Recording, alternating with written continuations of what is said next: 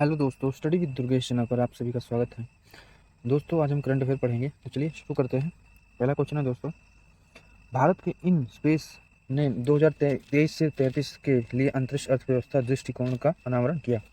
भारत के भारतीय राष्ट्रीय अंतरिक्ष संवर्धन और प्राधिकरण केंद्र इन स्पेस ने एक अंतरिक्ष अर्थव्यवस्था दृष्टिकोण का अनावरण किया है, जो मांग निर्माण और स्थानीय विनिर्माण पर केंद्रित है। इस दृष्टिकोण का उद्देश्य भारत के अंतरिक्ष बाजार क्षमताओं को बढ़ाना और इन स्पेस के भीतर एक अंतरिक्ष आउटरीच विंग स्थापित करना है। इन स्पेस का लक्ष्य है भारतीय अंतरिक्ष क्षेत्र में विकास को गति देने के लिए सभी हितधारकों के बीच सहयोग को बढ़ावा देना है।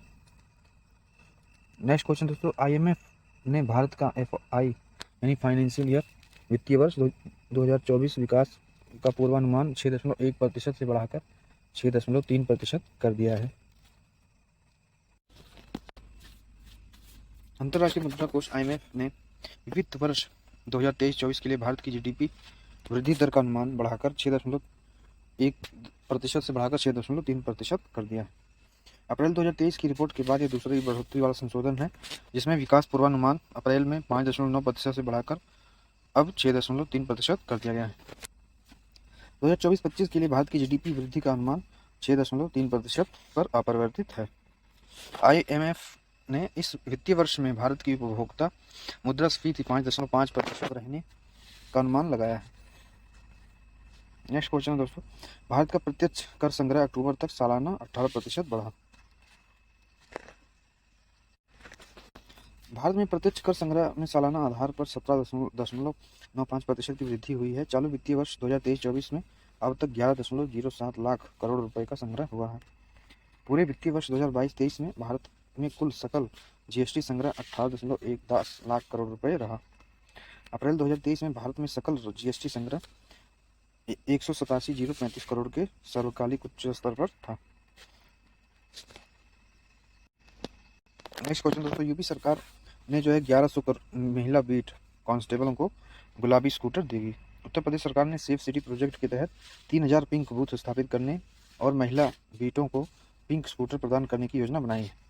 पहले चरण में 20 धार्मिक स्थानों पर पिंक बूथ बनाना और 17 नगर निगमों में 1100 महिला बीट कांस्टेबलों को इलेक्ट्रिक दोपहिया स्कूटर प्रदान करना शामिल है।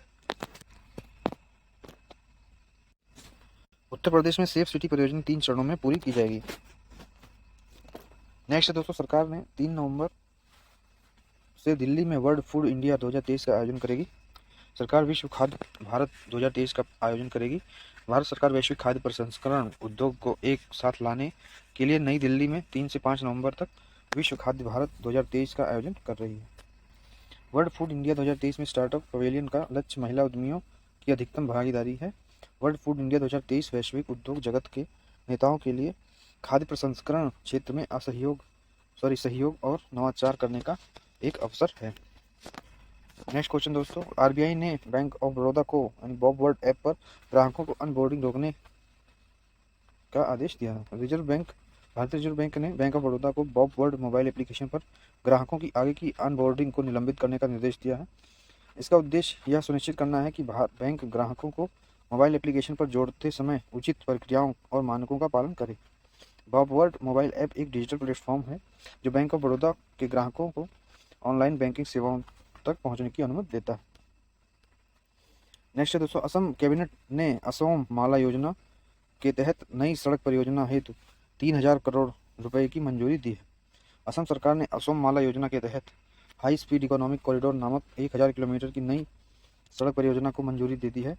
कैबिनेट ने 90 ग्रामीण सड़कों और 4 ग्रामीण पुलों के उन्नयन के लिए नाबार्ड से 950 करोड़ रुपए तक के ऋण को भी मंजूरी दी। कैबिनेट ने तिनसुकिया में भेरियन बोरियन पदुमनी वन्यजीव अभ्यारण्य के इको सेंसिटिव जोन की घोषणा के लिए एक संशोधित मसौदा अधिसूचना को मंजूरी दी है।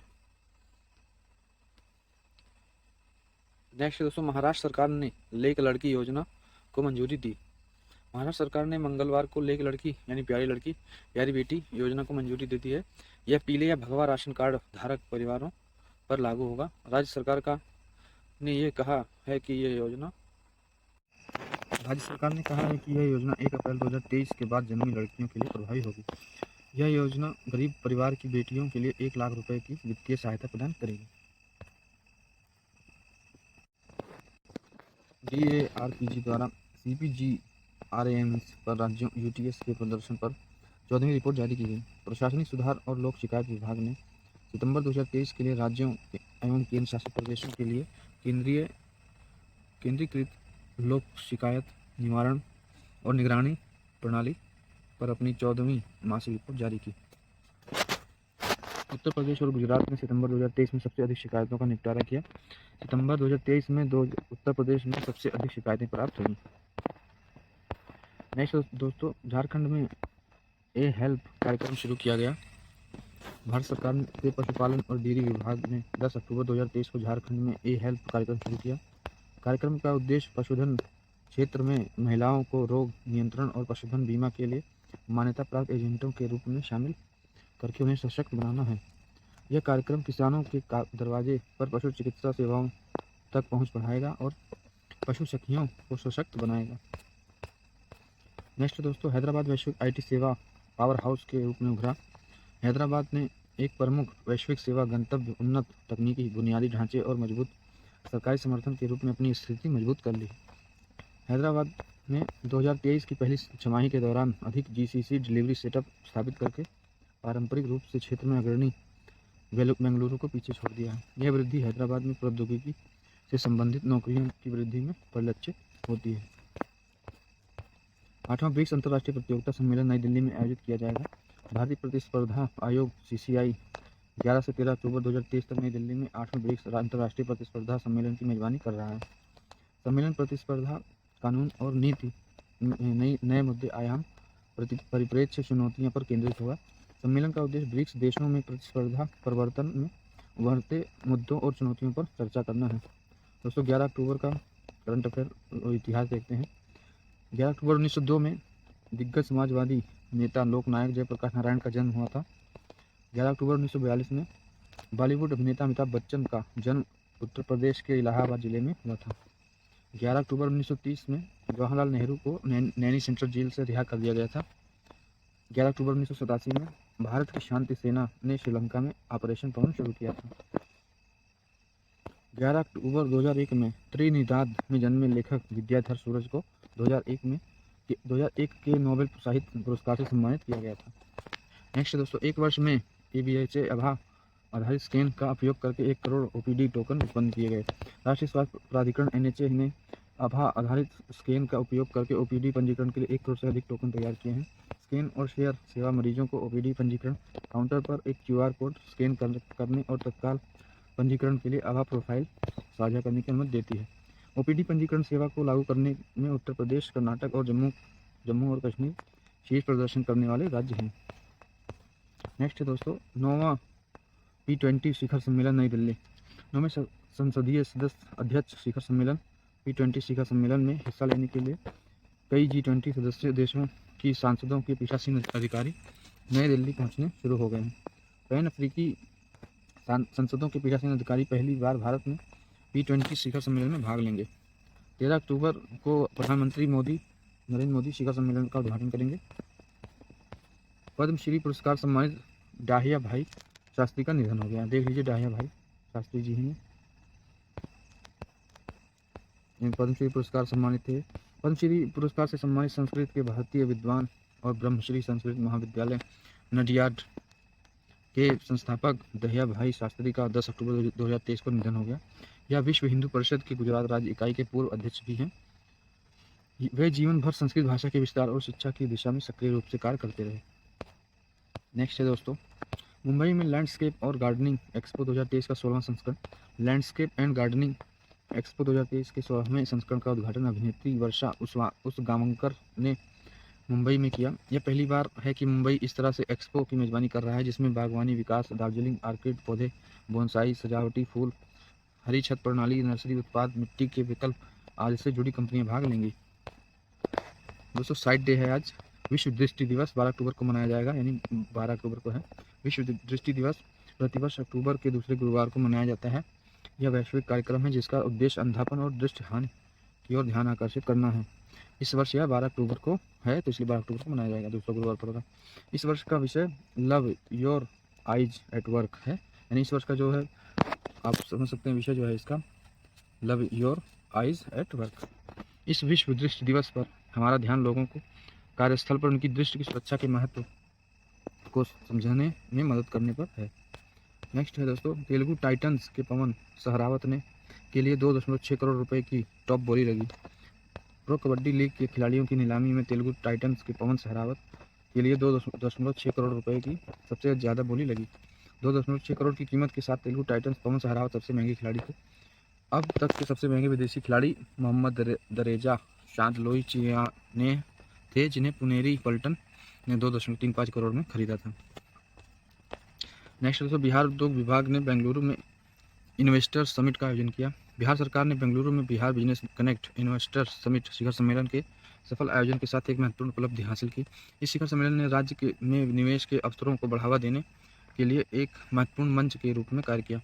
बेंगलुरु में इन्वेस्टर्स मीट की सफलता एक जीवंत पारिस्थितिकी तंत्र बनाने के लिए उद्योग विभाग बिहार के दृढ़ समर्पण का प्रमाण है।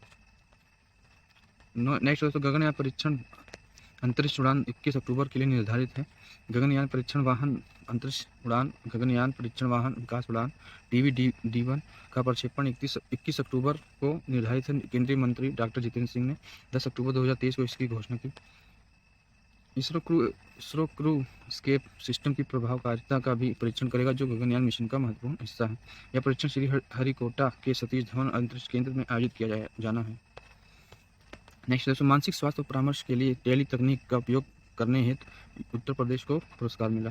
राष्ट्रीय मानसिक स्वास्थ्य दिवस पर मानसिक स्वास्थ्य और परामर्श के लिए टेली प्रौद्योगिकी का उपयोग करके टेलीमेडिसिन के संचालन में यूपी को तीसरा पुरस्कार मिला।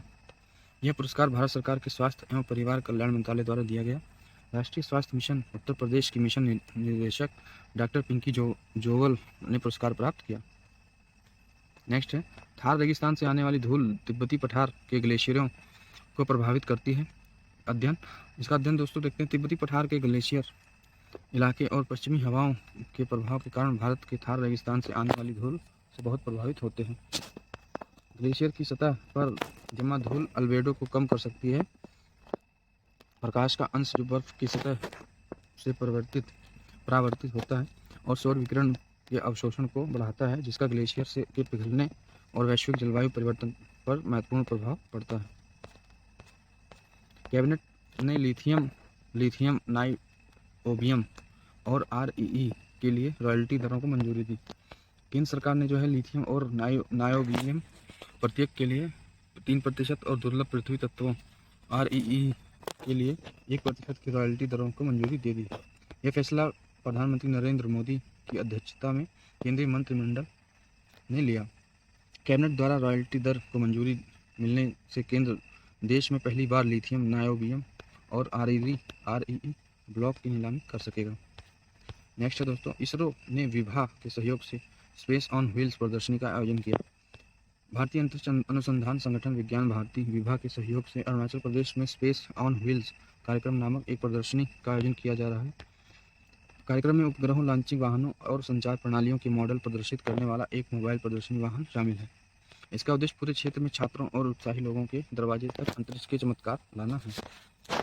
नेक्स्ट है दोस्तों, पर्यावास अधिकार। छत्तीसगढ़ में बैगा आदिवासी समूह को आवास का अधिकार मिला। पर्यावास अधिकार उनके निवास के पारंपरिक क्षेत्र, सामाजिक सांस्कृतिक प्रथाओं, आर्थिक और आजीविका के साधनों, जैव विविधताओं और पारिस्थितिकी के बौद्धिक ज्ञान, प्राकृतिक संसाधनों के उपयोग के पारंपरिक ज्ञान के साथ साथ उनकी प्राकृतिक और सांस्कृतिक विरासत की सुरक्षा और संरक्षण पर अधिकार प्रदान करते हैं। नेक्स्ट है दोस्तों, कैबिनेट ने एक स्वायत्त निकाय मेरा युवा भारत की स्थापना को मंजूरी दी। प्रधानमंत्री श्री नरेंद्र मोदी की अध्यक्षता में केंद्रीय मंत्रिमंडल ने एक स्वायत्त निकाय मेरा युवा भारत की स्थापना करने की मंजूरी दे दी है। इसका फायदा 15 से 29 साल के युवाओं को होगा। मेरा युवा भारत माय भारत का प्राथमिक उद्देश्य इसे युवा विकास के लिए एक संपूर्ण सरकारी मंच बनाना है। नेक्स्ट है, अंतर्राष्ट्रीय बालिका दिवस 11 अक्टूबर, यानी कि आज है अंतर्राष्ट्रीय बालिका दिवस 11 अक्टूबर को मनाया जाता है। इस दिन का उद्देश्य लड़कियों की शिक्षा के महत्व, उनके अधिकारों पर ध्यान केंद्रित करना है। 19 दिसंबर 2011 को संयुक्त राष्ट्र महासभा ने 11 अक्टूबर को अंतर्राष्ट्रीय बालिका दिवस घोषित करने के लिए 66/170 को अपनाया। अंतर्राष्ट्रीय बालिका दिवस 2023 का विषय है invest in girls rights, our leadership, our well being.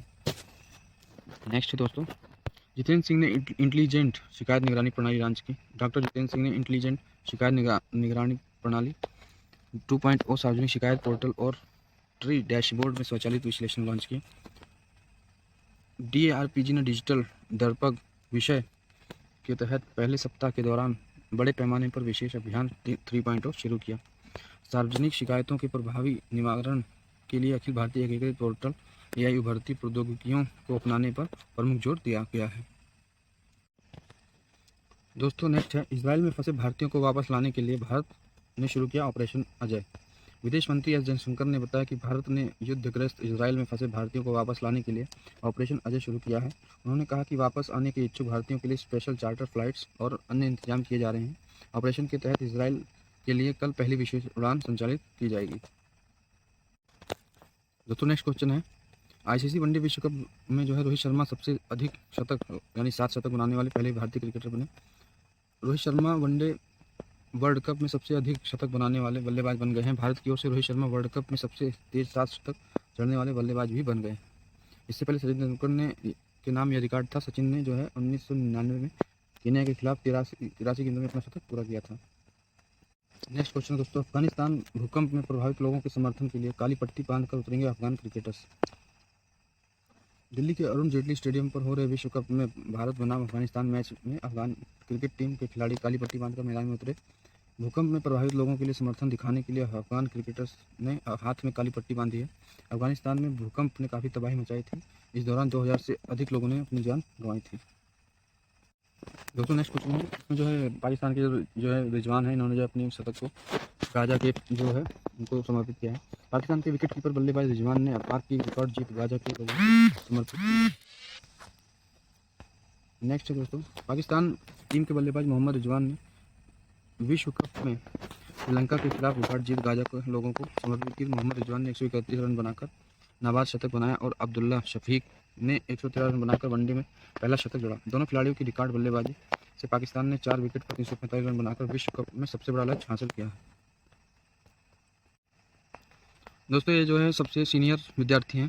Kerala साक्षरता मिशन की सबसे उम्रदराज विद्यार्थी कात्यायनी अम्मा का हुआ निधन। केरल राज्य साक्षरता अभियान के तहत सबसे उम्रदराज विद्यार्थी बनकर इतिहास रचने वाली 101 साल की कात्यायनी अम्मा का 10 अक्टूबर को तटीय अलपुझा में उनके आवास पर निधन हो गया। कात्यायनी अम्मा को दक्षिणी राज्य के साक्षरता अभियान के तहत न केवल 96 साल की उम्र में पढ़ाई करने के लिए शोहरत मिली, बल्कि उन्होंने अक्षरालक्षम परीक्षा में सबसे अधिक अंक भी हासिल किए। तो दोस्तों ये रहा हमारा वीडियो कैसा लगा जरूर बताएं। वीडियो को लाइक करें, चैनल को सब्सक्राइब करें, कमेंट करें, शेयर करें। जय हिंद, जय भारत, धन्यवाद।